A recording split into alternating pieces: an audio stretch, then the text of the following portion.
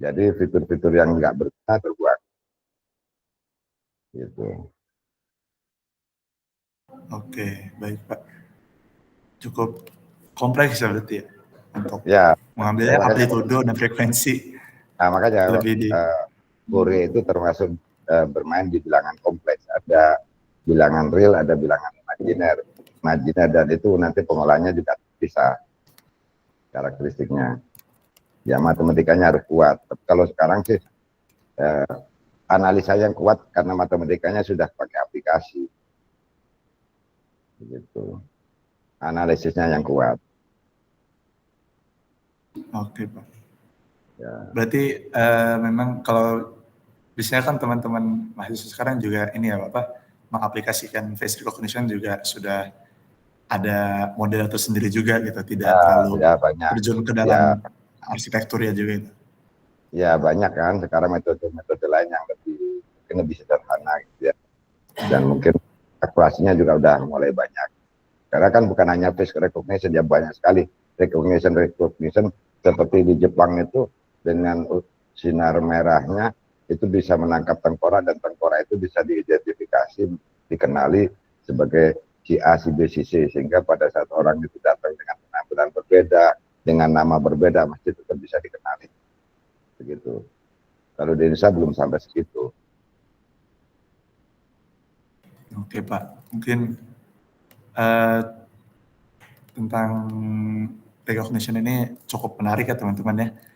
Ya. Nah mungkin tadi juga sempat mention soal ini ya Pak, Bapak sebelumnya dosen tingkat pertama dengan bimbingan terbanyak itu. Mungkin teman-teman yang ngambil Bapak sebagai dosen pembimbing itu topiknya biasa tentang apa Pak skripsinya? Kebetulan kalau saya itu karena anak-anak yang saya tangkap ya mahasiswa saya bimbing itu rata-rata yang sudah sulit lulus, sudah dibimbing A, B, C, D nggak lulus-lulus. Jadi begitu sama saya, misalkan saya kasih topik diagnosis tanaman kedelai, gitu ya. Nah itu nanti ada 4 orang saya kasih pakai metode ini, metode ini, metode ini, metode ini, ada 4. Datanya sama, metodenya beda. Nah seperti itu. Ada lagi yang datang diagnosis penyakit tanaman tanah kacang panjang, sama-sama diagnosisnya, cuma datanya kata panjang, teori pakai metode A, B, C, D, udah 8 orang begitu. Oh, berarti memang utamanya lebih ke diagnosis atau klasifikasi ya Pak? Lebih Ya, seringnya ya. ya klasifikasi. Nanti kalau ada yang klasifikasi, ya udah klasifikasi. Kalau ada yang, oh kebetulan saudara, ada keluarga saya Pak di rumah sakit, tangani penyakit jantung, ya udah diagnosis penyakit jantung. Nah, kamu pakai metode A, nanti saya carikan metode yang lain, itu datanya sama dengan itu. Nah, kamu pakai metode ini begitu. Nanti yang terakhir, coba compare, bikin judul penelitian compare, mengkomparasi metode A, B, C, D, mana yang bagus, begitu. Jadi sudah jadi 5 judul begitu. Jadi sederhana saja kalau untuk skripsi buat saya. Nggak usah yang terlalu bermulut-mulut, kecuali Anda dapat beasiswa untuk menyelidiki gitu ya. Poinnya adalah Anda segera lulus, gitu aja. Bimbingan saya paksa 1 semester harus lulus. Dan harus Pak. gitu. Biasanya metodologinya berarti ini nggak terlalu apa ya, nggak terlalu ribet-ribet ya. Biasanya berarti metodologi apa? Ribet lah. Nggak perlu ribet lah. Kalau sekarang kalau yang gampang kan kayak naik budget, tapi kan sudah ya akurasinya sangat rendah. Jadi ya harus dikombin lah. Carilah combine metode apa gitu kan, perlu diteliti, walaupun nanti hasilnya akan jelek nggak apa-apa, itu sebuah penelitian. Yang penting jangan yang terlalu sudah jelas itu jelek dipakai gitu ya, jangan. Jadi harus dikombinkan. Berarti memang metodologi itu yang metode-metode sederhana tetapi ensemble gitu ya Pak, digabung-gabung ya. Ya betul, dikombinasikan atau kalau perlu dimodif begitu. Oke, mungkin teman-teman barangkali ada yang ingin bertanya juga, dipersilahkan juga. Ini Ya, mungkin background-nya sangat apa namanya kebetulan ML-nya saya, sudah. kebetulan saya D3 dulu di ITB, dulu jurusan fisika pendidikan, kemudian S1 saya di UPI fisika juga, Kemudian S2 saya di Universitas Kagoshima, ngambil S2 saya di matematika komputer, tesis saya berjudul image processing. Tapi kebetulan saya ngajarnya di IT di Vilkom. Ya, kalau ada yang bertanya silakan.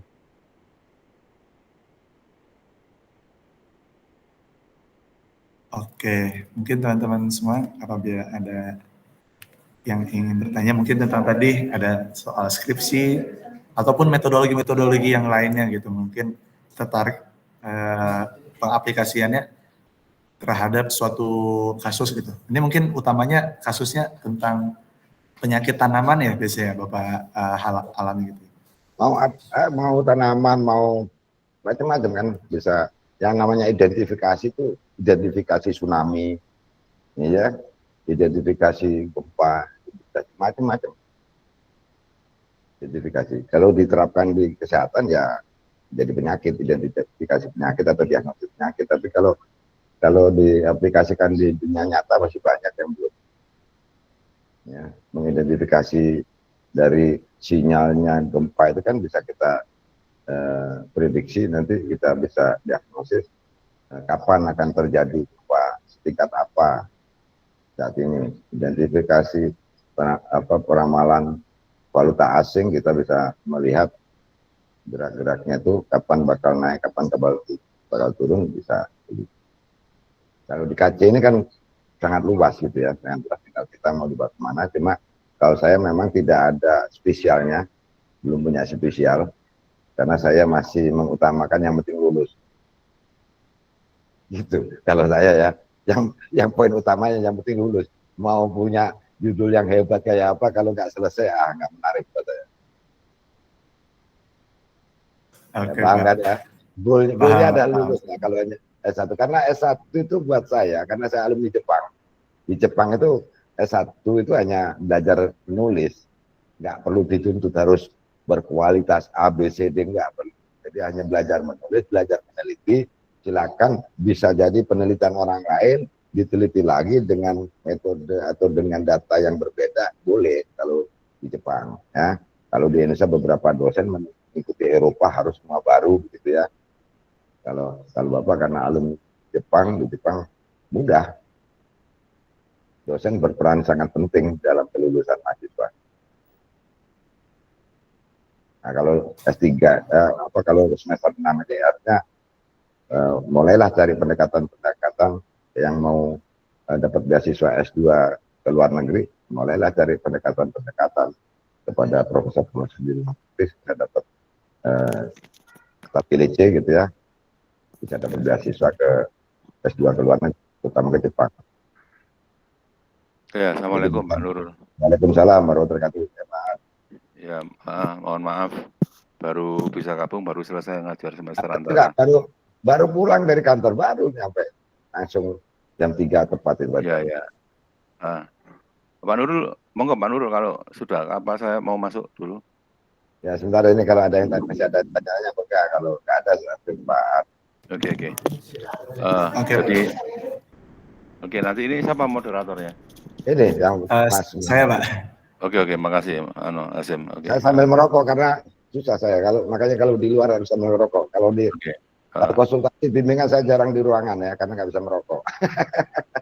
Ya, baik. Oke, Pak, mungkin sebelumnya ini Pak ada pertanyaan ke Bapak Nurul Hidayat dulu ya Pak, mungkin. Ya, silakan. Yang di sini kita ada 2 pertanyaan. Pertanyaan ini bertanya karena Bapak background fisika ya Pak, apakah keilmuan energi terbarukan, foton, material, dan instrumentasi itu berpengaruh gitu dengan perspektif di riset AI Pak? Ya banyak, bisa berpengaruh. Ya banyak di teknologi-teknologi sekarang kan bisa simulasinya, bisa ke analisisnya, banyak. Sekarang masih di Indonesia masih banyak tertinggal kalau di situ. Kalau memang mau berkecimpung di situ ya ayo gitu loh. Karena selama ini tidak ada penelitian yang mahasiswa tertarik meneliti situ. Kebetulan adik saya pendiri nanoteknologi Indonesia, ya masih profesor muda. Kalau misalkan mau berkecimpung di dunia nano gitu kan seperti berhubungan dengan molekul, mulai inti, atom dan sebagainya, bisa. Mungkin berarti memang bisa, tapi memang kurang belum ada yang terlalu banyak membahas soal itu. Ya, belum banyak, belum ada yang tertarik untuk dari TV ini. Selama saya bimbingan skripsi belum ada. Kalau ada yang tertarik, wah ayo. Yang penting ya itu tadi syaratnya kalau ngambil skripsi ya tetap 1 semester selesai. Kalau mau 2 semester harus dapat beasiswa dari suatu instansi. Jangan korbankan biaya orang tua hanya gara-gara pengen idealis. Oke, benar sekali. Takutnya malah menguras duit saja tapi tidak lulus-lulus. Tidak lulus habis itu kerja nggak kepake lagi kan gitu. Oke, Pak. Mungkin satu lagi nih Pak, pertanyaan dari teman-teman mahasiswa. Kalau dari sisi mahasiswa yang pengen belajar jadi konsultan IT ya Pak, tadi kan Bapak background-nya juga konsultan IT. Ya. Nah, apa yang sebaiknya jangan kita lakukan ya, jangan kita lakukan gitu Pak? Kira-kira jangan dilakukan. Iya, justru jangan dilakukan ini Pak pertanyaannya. Waduh, kok yang jangan dilakukan, kalau jangan dilakukan jangan dilakukan ya ini, kalau sudah berbicara kemudian sekarang bicara A, besok bicara B, orang jadi nggak percaya. Jangan dilakukan. Konsisten, komitmen. Ya, kalau kita bicara dengan orang lain yang nantinya menjadi customer, yang kita menjadi partner kita, ya kita harus A, B, B. Jangan sampai balik sekali customer kita kecewakan, selesai. Gitu. Jadi sebagai konsultan kita harus bisa berpikir besar ya. Jadi ibarat kita rumah itu tadi, kita bisa membayangkan desainnya, arsitekturnya begini gitu. Nah, mungkin ngudek semennya saya nggak bisa, ya, masang batanya saya nggak bisa, tapi arsitekturnya begini gitu. Kalau misalkan yang seharusnya kita lakukan nih Pak, kalau gitu, mungkin kita yang pengen jadi konsultan IT untuk mungkin pemerintah ataupun nanti di swasta gitu, itu yang gimana Pak, step by step? Poinnya kita tahu masalah. Jadi apa sih kebutuhan seseorang, apa sih kebutuhan instansi, apa sih kebutuhan dari sebuah masalah. Kalau kita menangkap suatu masalah, berarti kita harus mencari peluang. Kita mendapatkan peluang di situ. Bagaimana kita menjabarkan sebuah masalah itu sehingga menarik menjadi sebuah peluang bagi kita untuk menawarkan solusi. Solusi yang kita maksud adalah kita tarik di dunia IT kan gitu. Nah, misalkan seperti yang di perumahan yang saya bilang. Nah, di perumahan itu kan ada laporan-laporan, tentunya sudah pakai komputer, bagaimana sistem kontrol si pemilik terhadap bahan bangunan di setiap rumah yang dibangun yang begitu banyak gitu ya, bagaimana bisa dikontrol bahan, kebutuhan dan gaji itu lewat sebuah aplikasi yang terorganisasi, yang terintegrasi kan begitu. Nah, pasti mereka nggak tahu, nggak ngerti ya, kita ciptakan mungkin kemampuannya komputer. Nah itu yang paling penting adalah sebagai konsultan kita mampu memberikan solusi. Nah, setelah kita menangkap masalah yang ada di lapangan, ya, entah itu di properti, entah itu di instansi pemerintah, kita menangkap sebuah masalah di situ. Ya, dari ngobrol-ngobrol pasti ada keluhan-keluhan begini gitu. Nah, kemudian kita proyeksikan ke dunia IT, apa yang bisa kita sarankan, rekomendasikan untuk solusinya gitu. Berarti mungkin ini permasalahan ini sih ya Pak, sebagai software engineer sih ya Pak, berarti ya. Bisa software engineer, bisa ya, kalau untuk software engineer-nya kan kita bisa lempar ke seperti yang punya anak buah yang untuk bagian bikin codingnya dan sebagainya. Tapi yang paling penting adalah di orang IT itu desain problem solvingnya yang penting itu. Bagaimana kita bisa menjadi pemberi penyelesaian masalah terhadap masalah-masalah di lapangan. Itu jauh lebih penting daripada sekedar penelitian yang akhirnya jadi library saja, perpustakaan aja. Kan kebanyakan karena penelitian hanya bagus-bagusan tapi masih hanya sebatas jadi library, Ya. pustaka. Nah, kalau saya cenderung ke ini tadi lebih ke implementatif atau penerapan sehingga hasilnya itu bisa langsung digunakan. Ya, langsung dipraktekkan seperti itu ya Pak. Gitu. Jadi lebih berangkat dari permasalahan-permasalahan di lapangan di masyarakat itu. Masalah apa? Nah, kemudian ya, kita carikan solusinya dari IT. Ngapain komputer dikatakan cerdas kalau nggak bisa memberikan solusi terhadap masalah-masalah di masyarakat. Gitu. Oke, terima kasih banyak Pak atas jawabannya. Oke. Jadi begitu ya teman-teman yang ingin menjadi konsultan IT ya. Yang jangan dilakukan tadi ya, jangan inkonsisten dalam pernyataannya tadi. Kalau bilang hari ini, besok harus A juga gitu ya. Dan juga mungkin yang harus dilakukan ya, kita harus sebagai konsultan IT itu mengetahui masalah dan memberikan solusi yang jelas gitu ya. Makanya kalau Oke, masih gimana, muda Pak? itu jangan takut masalah. Gitu kan banyak kan sekarang kan takut sulit, takut masalah gitu ya. Justru kalau kita siap jadi konsultan, kita justru menghadapi malah senang dengan masalah-masalah. Menghadapi masalah juga biasa aja gitu. Jadi kalau ada orang punya masalah sini apa? Kita kan gitu ya. Gitu. Jadi jangan menghindar dari masalah karena hidup itu memang sudah masalah yang kita harus hadapi gitu.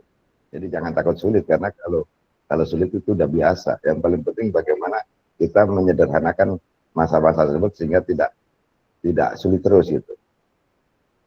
Oke, jadi ya catatan teman-teman. Setelah kita bisa menyederhanakan kesulitan sendiri, kita bisa membantu orang lain dan masyarakat. Nah, begitu Mas. Oke, mungkin teman-teman satu pertanyaan lagi apabila teman-teman ada yang ingin bertanya. Mungkin ditunggu 1-2 menit lagi ya. Nanti setelah sesi pertanyaan jawab ini mungkin akan lanjut ke sesi selanjutnya. Ayo teman-teman.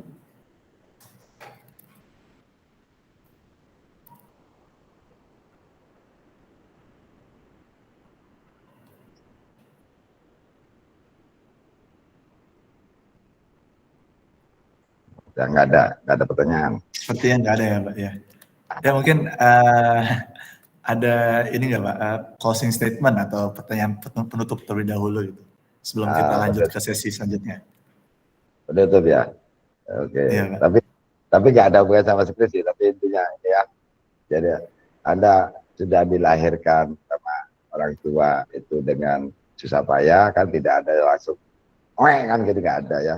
Pasti dengan perjuangan seorang ibu yang luar biasa, kemudian dibesarkan oleh bapak dengan kerja keras yang luar biasa biayanya, ya, untuk kuliah juga biaya besar, maka Anda harus jadi orang yang luar biasa. Hari ini Anda berdiri depan saya sebagai mahasiswa, mungkin 20 tahun ke depan atau 15 tahun ke depan mungkin ada seorang menteri, mungkin ada seorang gubernur dan sebagainya, ya, yang akan dititipkan bangsa ini pada Anda. Maka perbaikilah mental Anda, siapkan mental Anda supaya Indonesia ini menjadi negara yang betul-betul berpower, ya, bukan sekedar banyak orang pintar tapi masih negara miskin saja, karena kita lemahnya bangsa kita ini di mental dan karakter itu ya. Kalau untuk kecerdasan intelektualnya sudah luar biasa, tapi yang sekarang ini jatuhnya ini susah banget itu ya kecerdasan spiritual dan kecerdasan emosional, gitu ya. Yang banyaklah belajar di samping IT, Anda juga baca buku-buku berkenaan dengan itu. Dari situ ya segera lulus, segera dapat kerja dan berbakti sama orang tua. Oke Pak, terima kasih banyak atas closing statement-nya yang sangat memberikan semangat ya. Jadi jangan hanya berfokus pada hal skripsi saja. Skripsi itu hanya salah satu masalah saja ya. Kita sebagai mahasiswa harus coba menantang. Segini nih, skripsi itu segini nih skripsi. Oh iya Pak. Kecil 1 semester ya, dari kalau Anda hidup 6 tahun itu hanya 6 bulan atau 4 bulan segini. Jangan Betul dibahas sekali, dulu, Pak. Pak. Jangan Siap, dibahas Pak. dulu. Ya. Oke, Pak. Terima kasih banyak, Pak, atas waktunya untuk Ya. setelah men-sharing tentang tadi pengalaman Bapak dalam hal risetnya ataupun pengalaman membimbing teman-teman mahasiswa skripsinya dan juga pengalaman Bapak sebagai konsultan IT. Terima kasih banyak. Dan semoga kita bisa mengambil pelajaran dari pengalaman Bapak juga ya. Matur nuwun, Pak. Amin. Ya, siap. Ye, monggo. Ya, mohon izin ya Pak, kita akan lanjut ke sesi berikutnya Pak. Silakan. Saya mendengarkan dulu, nanti kalau ada sipkan saya live ya. Oke, siap Pak. Belajar juga dari Pak. Iya, tadi ya kita mungkin sudah bergabung juga bersama kami, salah satu dosen juga dari Vilkom. Mungkin kita akan tanpa lama-lama lagi ya, kita akan masuk juga ke sesi kedua, yang kali ini akan disampaikan oleh Dr. Insinyur Arif Andi Subroto, STMkom, yang hari ini sudah hadir bersama kita. Nah, mungkin sedikit sneak peek lagi ya tentang riset yang pernah dikerjakan oleh beliau. Ini salah satu atau salah duanya mungkin itu mengenai teori dan implementasi AI, machine learning, dan deep learning gitu. Jadi sangat fundamental sekali ya. Dan juga tentang salah satu ini ya, riset yang beliau kerjakan itu sistem aplikasi manajemen proyek berbasis Kanban framework. Nah, mungkin tak lama-lama lagi Bapak Arif Andi, bagaimana kabarnya Pak?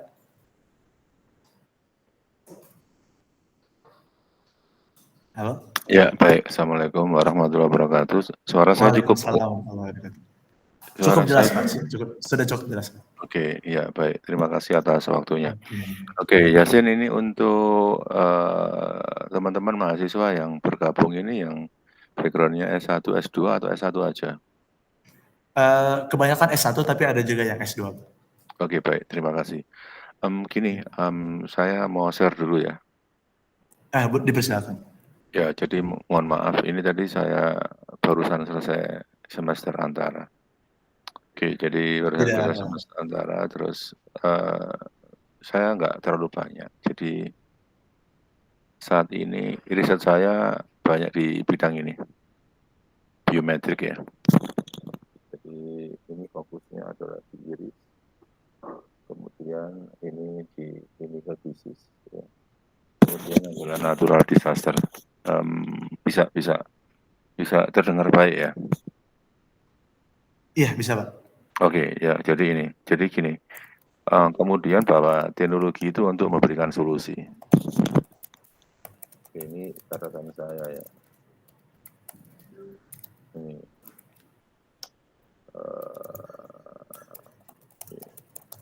ya intinya di situ. Kemudian apapun yang kita pelajari, mau data mining, mau machine learning, mau deep learning, dan seterusnya, apalagi lab ini adalah lab KJ, itu mau tidak mau kita akan menyelesaikan masalah.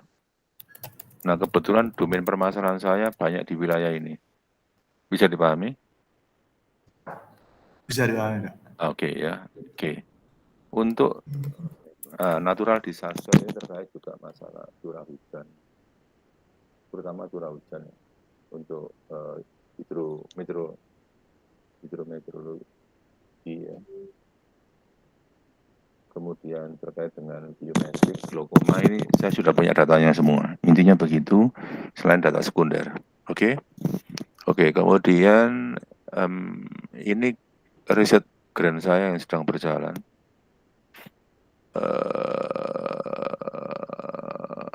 Mahasiswa juga bisa ngambil subnya, yaitu implementasi model CNN ya untuk deteksi glaukoma.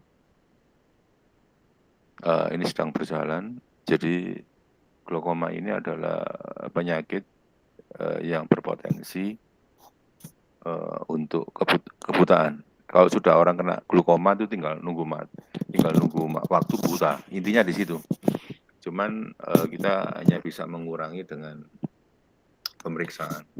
Mengapa kok ada penelitian ini? Ini adalah diorientasikan bagaimana nanti ada edge device.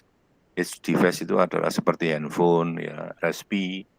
Di sisi akhir digunakan untuk melakukan screening seseorang berpotensi berpotensi glaukoma apa enggak. Nah, nanti glaukoma ini karena adalah turunan, maka nanti seseorang itu akan dilacak keluarga-keluarganya untuk lebih didalami, sehingga akan dikawal supaya tidak mendapatkan kebutaan secara cepat.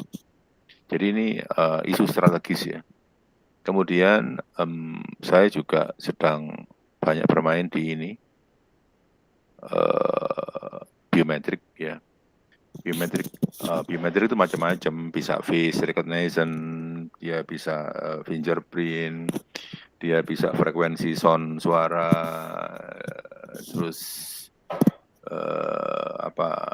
salah satunya adalah iris mata, karena iris mata ini setiap orang akan berbeda.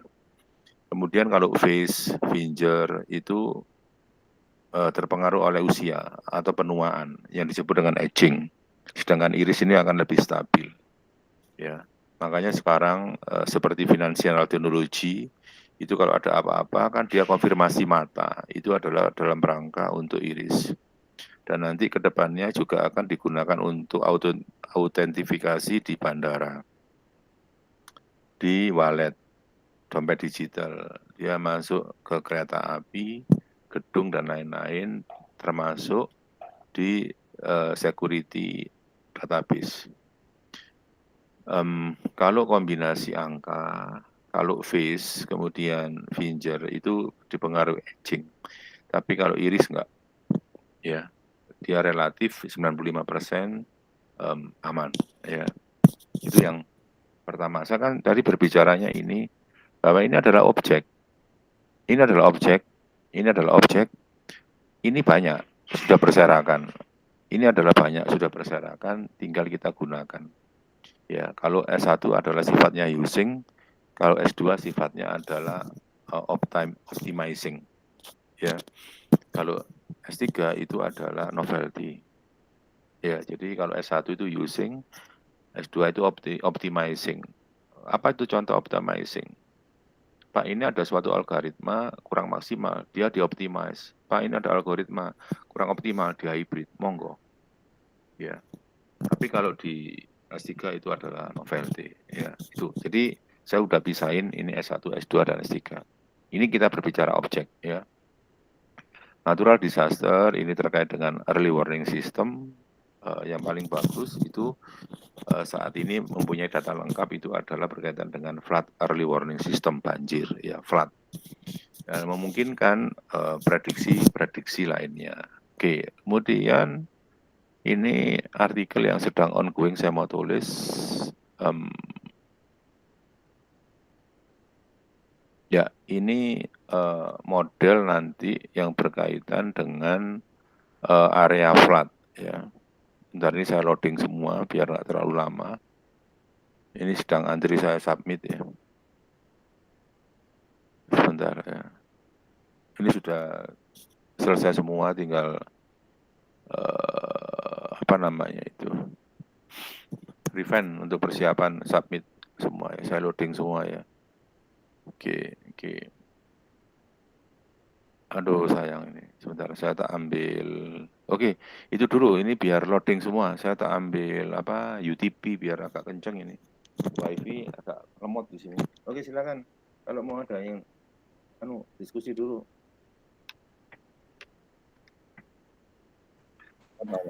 Oke, baik Pak. Mungkin tadi sudah disampaikan ya dari Bapak Arif Andi. Itu sudah bisa ya Pak? Mungkin bisa dilanjutkan saja Pak. Oke ya. Ini tak semua ya. Ini. Enggak. Ya oke.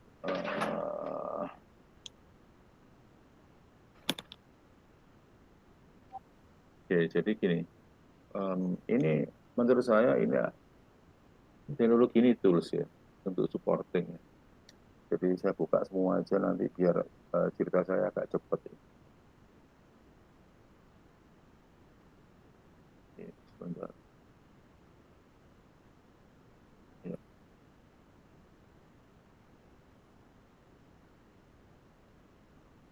Oke.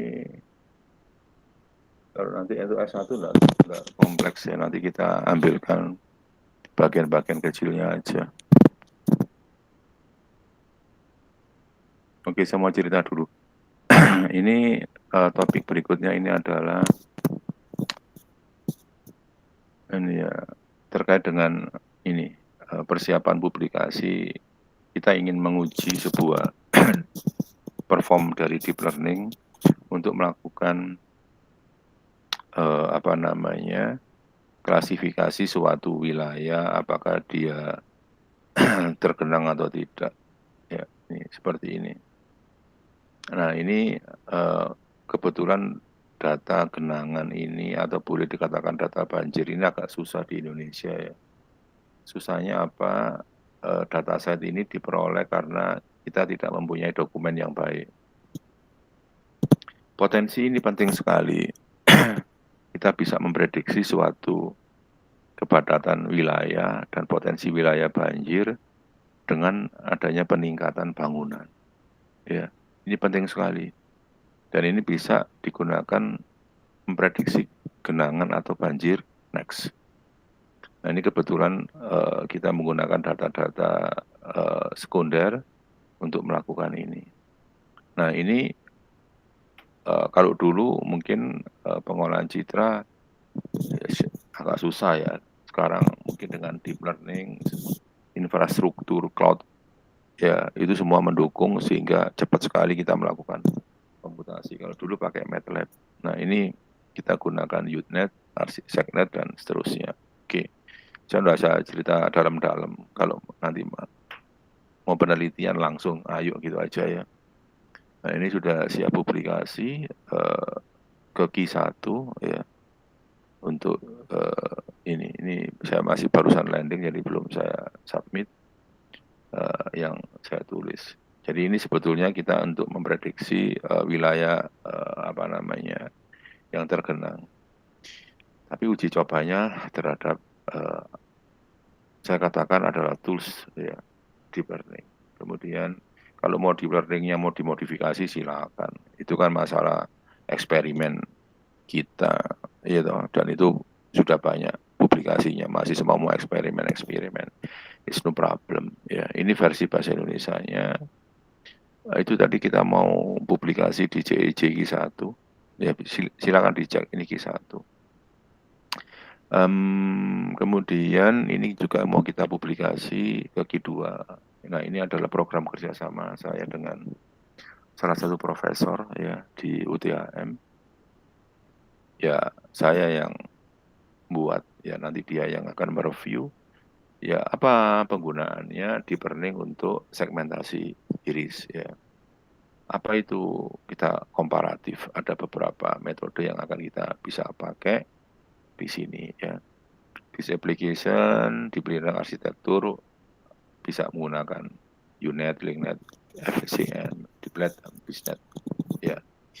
Nah, ya udah nanti kalau S1 cukup ambil 1 atau 2 ya, nanti mau di transformer dan lain-lain itu oke ya. Cuman itu aja, nggak ada masalah. Ini kan sedang in-innya, sedang rame-ramenya ya. Tinggal duduk diam belajar gitu aja. Terus apa lagi ini? Oh ya, itu tadi sama ya.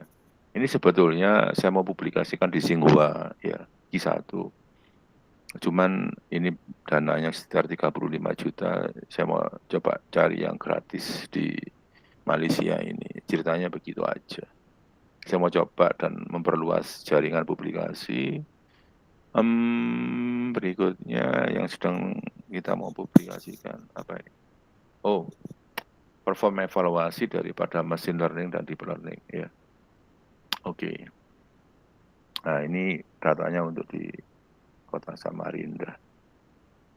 Oke, terus ini penelitian saya dengan Pak Nurul, pengabdian masyarakat, penggunaan Internet of Things.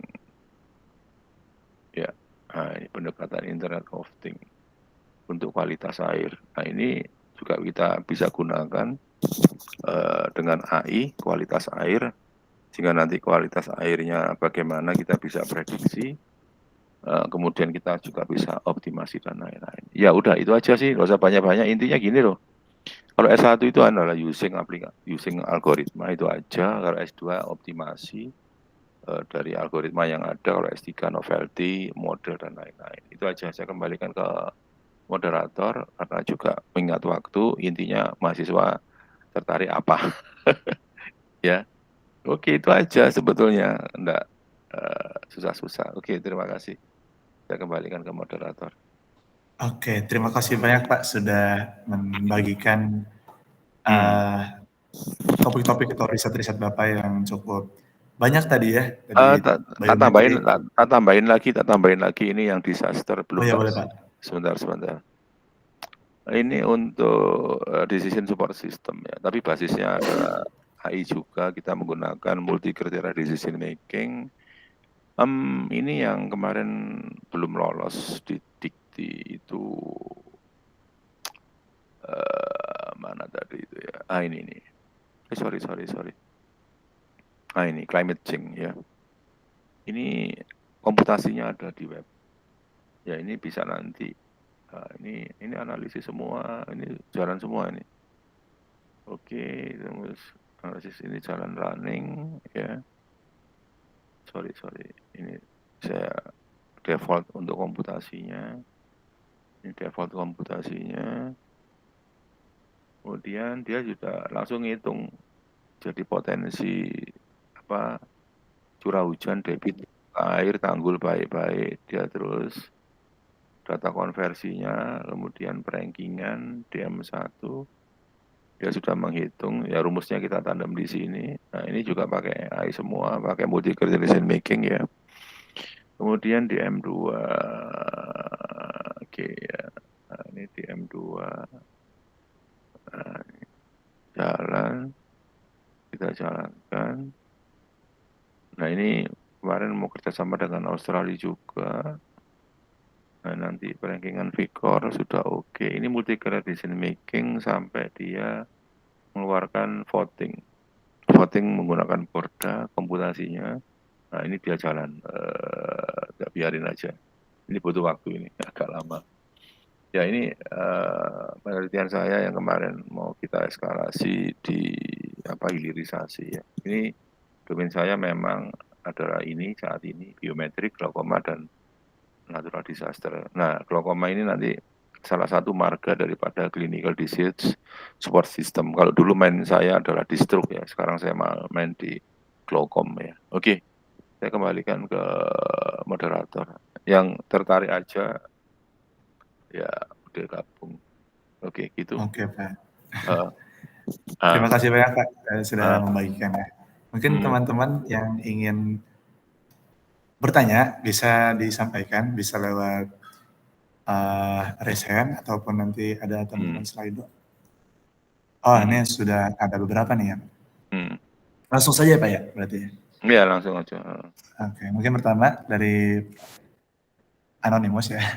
Apa tantangan utama dalam membangun dataset yang representatif ya untuk penyakit seperti glaukoma yang sering underdiagnosed? Ya, jadi kita fokus di situ dulu ya terkait dataset. Jadi yang saat ini kita mainkan itu adalah dataset. Nah, kami kerjasama dengan Kepanjen Eye Clinic itu terkait dengan datasetnya, dan dataset itu mereka sudah berikan label mana yang glaukom dan mana yang tidak, mata kiri dan mata kanan. Ya, kemudian pada saat kita mendapatkan sebuah dataset yang sudah dilabeli glaukom, kan mau tidak mau kita kan harus melakukan segmentasi dulu setiap dataset untuk mapping terkait dengan posisi wilayah glaukomia. Dan ini juga menjadi suatu challenge pada saat kita sudah bisa melakukan segmentasi dan itu nanti dapat digunakan sebagai bahan diklasifikasi dan itu nanti juga bisa kita gunakan untuk extended AI ya, XAI ya. Cuman kan problemnya di deep learning itu semua komputasi kan gelap. Tiba-tiba dia glaukom, tiba-tiba tidak glaukom ya toh. Tapi dengan XAI itu kita bisa menunjukkan wilayah mana itu yang dia terkena glaukom. Ada suatu wilayah yang diberikan XAI ya. Kemudian tantangan ke depannya itu tadi dataset sudah saya jelaskan ya. Jadi membangun dataset itu penting sekali karena kita lemah di dataset. Makanya penelitian saya saat ini yang sedang dibiayai itu adalah penelitian membangun dataset biometrik.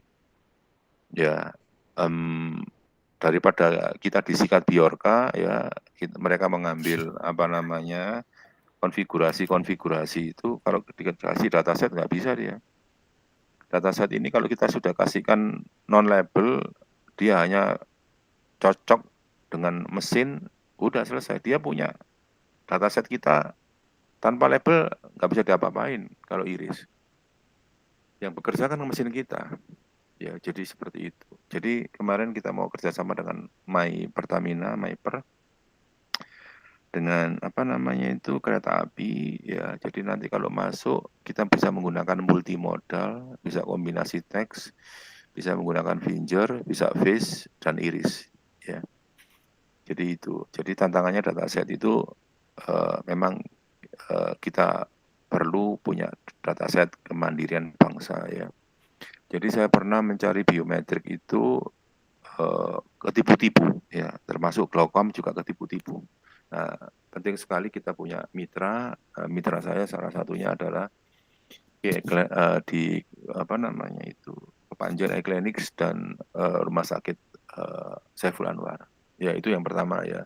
Tantangannya memang dataset ini harus kita clearkan dulu ya, termasuk kita uji dulu. Kemudian apa itu? Mau bertanya, riset biometrik ini apakah mungkin akan weakness terkait dengan kebocoran dan jual beli data? Ya sekarang kan lagi rame itu masalah jual beli data. Jadi begini, kalau kalian pernah mendengarkan semacam NCB Bank terkait dengan data-data DNA, ya kami berencana membangun semacam pusat data yang di sini adalah yang apa namanya betul-betul di bawah perguruan tinggi, tidak diperjualbelikan atau dibocorkan dan lain hal. Dan data-data iris itu nggak kasih kita label. Silakan aja tangkap iris, silakan tangkap aja fingerprint. Memangnya dia mau mengklasifikasikan siapa kalau nggak ada labelnya, kan capek. Ya, jadi itu strategi kita menangani masalah weakness daripada suatu kebocoran. Ya, jadi kita cukup hati-hati. Kemudian dengan teknologi federated learning itu nanti yang diproses itu bukan apa namanya kita memindahkan data ke server, enggak. Jadi misalnya kita punya 30 kota, ya kita melakukan optimasi arsitektur atau model gitu ya, optimasi model dari 30 kota. Itu yang kita pertukarkan adalah modelnya, bukan datanya. Data ada di masing-masing wilayah sehingga aman. Ya, itu salah satu penggunaan deep learning, tapi nanti autentifikasinya menggunakan iris. Kemudian terkait administrasi publikasi, tahapannya apa saja? Oh iya, jadi gini, paling struggle itu apa ya?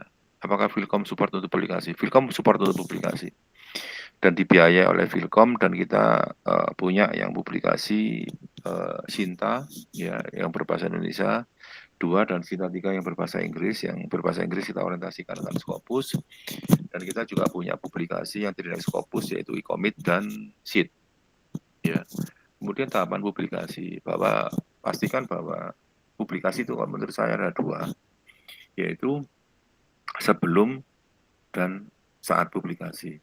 Pastikan pada saat sebelum publikasi, material yang kita kirimkan itu memiliki maksimum 15-20% apa itu untuk seperti apa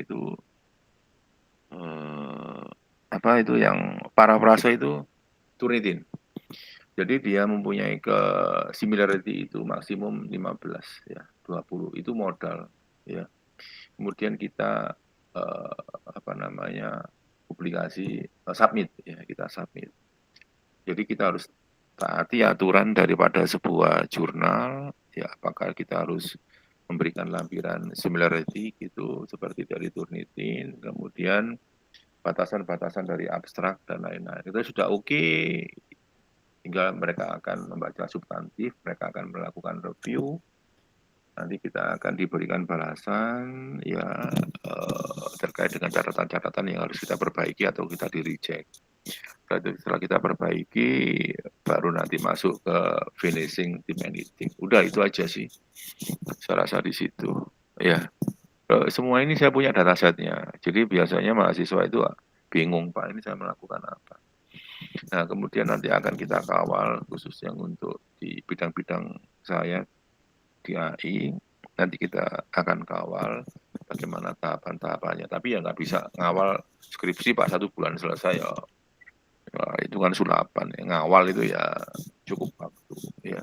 Kecuali mahasiswanya punya cukup waktu dan residen di sini bekerja 10 sampai 18 jam nggak apa-apa.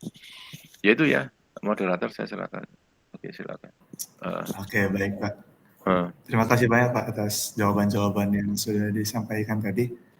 Mungkin terakhir ya teman-teman, mungkin apabila ada yang masih ingin bertanya, ini mungkin peluang terakhir teman-teman nih.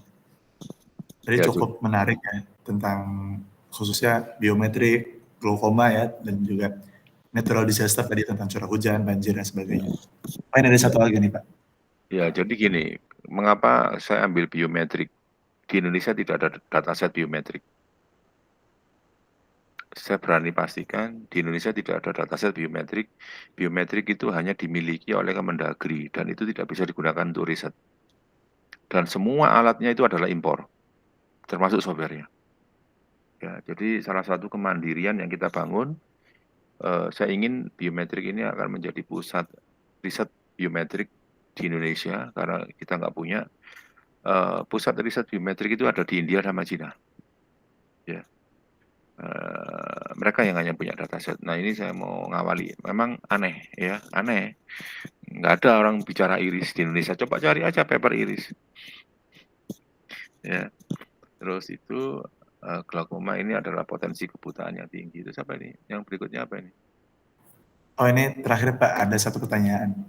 Saat merancang sistem prediksi bencana alam seperti banjir atau gempa, tantangan terbesar itu di mana ya Pak? Di sisi data, di sisi model, atau justru di integrasi sistemnya Pak? Oh apa ini? Merancang. Ini merancang untuk penelitian atau merancang untuk implementasi, hilirisasi? Seperti ini implementasi ya Pak, ini sistem prediksi bencana alam kayaknya. Oh, sistem ini ada dua ya, hardware sama software ya. Kalau software itu gampang, ya. Software itu sementing jalan ya, seumur hidup pokoknya dia bayar hosting online ya. Yang susah itu hardware. Hardware itu tantangannya di lapangan itu terkait dengan cuaca. Saya punya alat dulu itu, alat kalau tidak tertutup rapi, semut masuk. Kalau ditutup rapat, Internet of Things-nya panas. Makanya saya kasih exhaust menggunakan smart fan. Jika suhu sekian, maka smart fan-nya jalan. Ya toh, itu aja sih. Jadi tantangannya bukan di apa tadi itu? Di sisi data. Jadi tantangannya itu di Di hardware ya Pak ya? Iya, kalau sistem integrasi itu gampang. Pokoknya ada manusia, ada duit, beres. Ya, yang susah itu hardware. Sudah ya, saya pastikan hardware lah. Siapapun mau ngomong, saya ajak diskusi. Karena kan paten saya sudah diimplementasikan di sungai-sungai itu. Tahun depan kita punya proyek dengan salah satu provinsi di Kalimantan. Oke, Masya Allah Pak. Cukup ini ya Pak, tadi berarti masalahnya masalah di hardware-nya ya Pak ya? Oh iya, kalau mau tak Justru di kasih software lebih gampang. Gampang. Software itu apa? Software itu pokoknya mau ngoding, duduk, makan kacang, ngopi, selesai. Hardware itu taruh di lapangan sana, kena petir, digondol orang, dicuri orang, susah. Oh, iya. Ya. Oke, apalagi? Oke, kayaknya untuk pertanyaan sudah cukup itu saja ya Pak. Mungkin sama tadi seperti Bapak Nurul Hidayat, mungkin barangkali ada closing statement nih Pak yang untuk bisa disampaikan untuk teman-teman mahasiswa mungkin baik tentang topik riset tadi ataupun bagaimanapun bisa disampaikan. Jadi gini, saya nggak tahu ini semester berapa ini. Jadi karena anggaplah saya bagi dua ya, perkuliahan itu adalah di orientasi awal dan di menjelang skripsi. Pada saat mahasiswa di semester awal fokus, saya mau ambil kompetensi apa, ya satu aja, nggak usah banyak-banyak. Saya mau programming, saya mau ya di hardware, udah itu aja. Yang kedua, tentukan problem atau keminatan dan segera dicoba dan dilakukan. Kalau hanya didiskusikan, kalau hanya bertanya nggak bisa. Ya. Jadi intinya kalau ada suatu problem, fokus, selesaikan dan ditulis. Nggak ada lain, nggak ada lain. Nggak bisa didiskusikan, ini nggak bisa. Ya. Jadi langsung konsultasi, Pak ini problem, saya mau riset ini, mungkin mohon bantuannya, selesai sudah. Nah, nanti pembimbing akan memberikan guidance, melakukan ini, itu, dan itu ya, moderator Mas Yasin. Intinya niat aja Mas Yasin, itu aja. Ya, kalau mesin learning, deep learning itu tidak ada susahnya. Itu sudah menyebar semua. GitHub banyak itu, ada yang susah itu. Oke, silakan ada lagi. Oke. Baik, terima kasih banyak Pak atas pernyataan penutupnya. Mungkin dengan disampaikan penutup itu sebagai penutup dari sesi dengan Pak Aan ini, semoga ilmunya bisa kita serap dengan baik dan bisa memberikan kita semangat ya untuk melakukan topik riset lainnya. Gitu. Terima kasih banyak Pak Matur Nuwun sudah disampaikan. Ya, sama-sama. Oke, sukses semuanya ya. Oke. Ya. Assalamualaikum. Oke. Waalaikumsalam. Baik teman-teman, karena tadi sudah selesai sesi kita bersama Pak Aan, itu berarti kita sudah sampai di penghujung acara kita. Nah, tapi sebelum kita benar-benar selesai nih untuk acara kita akan dokumentasi terlebih dahulu untuk momen pada hari ini. Jadi teman-teman boleh dinyalakan kameranya dan dipakai virtual background-nya dan juga memberikan senyum terbaiknya ya untuk dokumentasi pada hari ini. Boleh teman-teman? Oh ya, dan juga teman-teman bisa diisi untuk apabila untuk sertifikat bisa diisi di Google Form yang sudah diberikan di kolom chat. Mari teman-teman, bisa dinyalakan kameranya, bisa di on cam. Mungkin kita akan tunggu sampai 16.24 ya.